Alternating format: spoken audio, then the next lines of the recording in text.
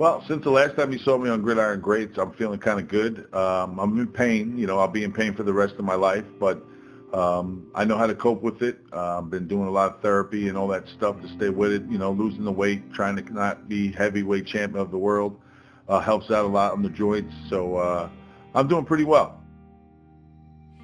Since the last episode of Casualties of the Gridiron, I would like to say that I've seen a lot of changes, but I really can't. For me and what we see every day, it's pretty much status quo. We're still seeing a lot of players who are suffering from a multitude of issues that we are now relating to CTE. So from our perspective, since we wrapped Casualties on the Gridiron, I wouldn't say that too much has changed. The biggest challenge in dealing with players who are thought to have CTE is really dealing with their behavioral health, their mood swings, their depression, their anxiety, and the impact that all has on their family, and having to help educate their family on why their loved one is going through this. I think it's phenomenal that Hollywood made a movie called Concussion about a story that is really important.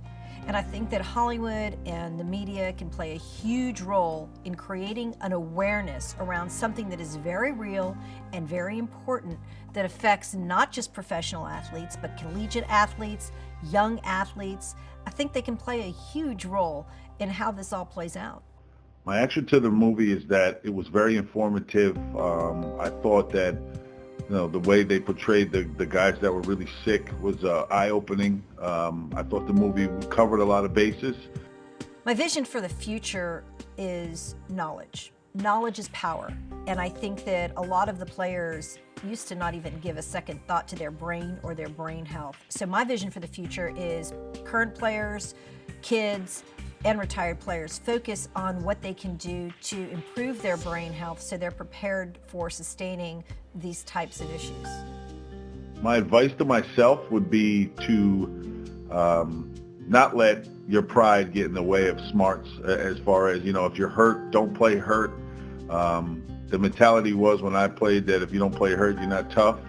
That would probably be the one thing that I would go back and say, hey, listen, if you're hurt, don't hurt the team, stay out until you get healthy.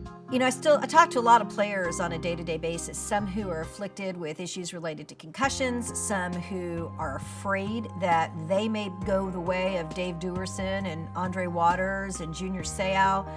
The general consensus among players right now, I would say that I talk to, is a certain level of fear that is going to become them. But the good news is, especially through the kinds of work that we do, is there are things that can be done to improve the quality of life as long as you have the knowledge to deal with it. I think over the last several years, the stigma that's associated with concussion-related issues is starting to diminish, and I think that that's resulted in seeing a lot of players, guys like Tony Dorsett, Terry Bradshaw, people with high profiles coming out to create an awareness about what is going on and what can be done to combat it.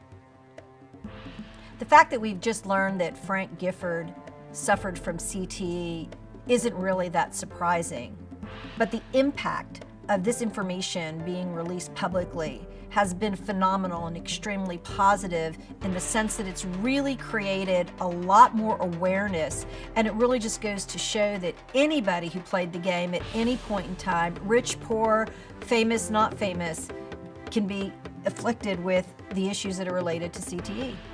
I'm not really sure what the NFL is going to look like in 50 years. I think that you're going to see more rules changes. I think the game itself will begin to evolve and to change, but the NFL is not going anywhere. There is way too much money on the line.